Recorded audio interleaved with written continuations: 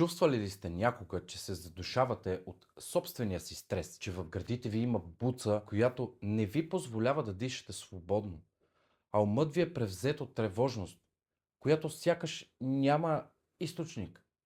Често вярваме, че тези състояния са наказание или слабост. Опитваме се да ги потиснем или да ги игнорираме с надеждата, че ще изчезнат. Но самата истина е, че нерешените емоции са като енергиен товар, който носим навсякъде със себе си. Емоционалната интелигентност не е просто някакъв измислен психологически термин. Тя е най-силната стратегия за оцеляване, за постигане на онзи дълбок вътрешен мир, за който душата ти копнее. Днес ще ти покажа как да спреш да се бориш с чувствата си и да започнеш да ги разбираш. Преди да продължим, нека изчистим един голям мит. Това да си емоционално интелигентен не означава винаги да си спокоен или усмихнат. Във всъщност, истинската интелигентност на сърцето е способността да присъстваш във всяка емоция, без тя да нарушава или да те разрушава. Емоциите не са добри или лоши.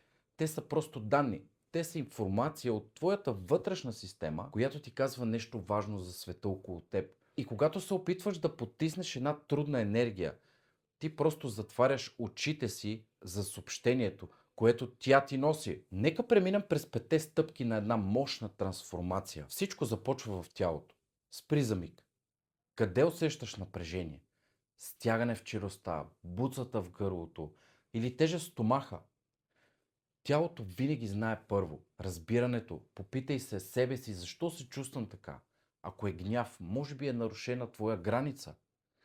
Ако е тревожност, това не е наказание. Това е сигнал, че системата ти се опитва да те защити от нещо. Назоваването. Това е критичният момент. Има огромна разлика между това да кажеш аз съм тревожен, или аз усещам тревожност. Спри да наричаш всичко стрес. Дали е разочарование, дали е самота. Назови го точно и ще отнемеш силата му. Изразяването на емоцията е енергия в движение. Тя трябва да излезне на безопасно място през гласа, през дишането, през вдишването, през движението. Не я остави да заседне вътре в теб, в клетките ти. Регулирането. Това е момента, в който поемаш контрола не чрез силата, а чрез съзнателен избор как да отговориш на тази енергия. Потиснатия гняв към колега може да се превърне в необяснима тъга пред семейството ти вечерта. Нека направим една малка практика заедно. Затвори очи, ако е безопасно. Поеми дълбоко въздух през носа. Задръж и издишай бавно през устата. Сканирай тялото си, от главата до петите. Каква е енергията в теб точно в този момент? Не я съди. Просто я виж. Кажи и мислено: виждам те. Благодаря ти за информацията. Усети как самото признаване на тази емоция започва да разсейва нейната тежест. Истинският успех е капацитетът ти да останеш центриран, независимо от бурите навън. Емоционалната грамотност е езика, на който душата говори с теб. Твоята душа.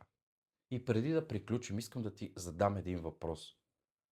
Погледни честно себе си. Коя е онази емоция, която най-често криеш зад маската с думата стрес?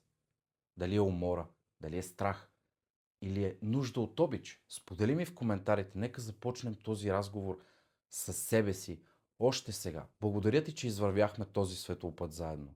Благодаря.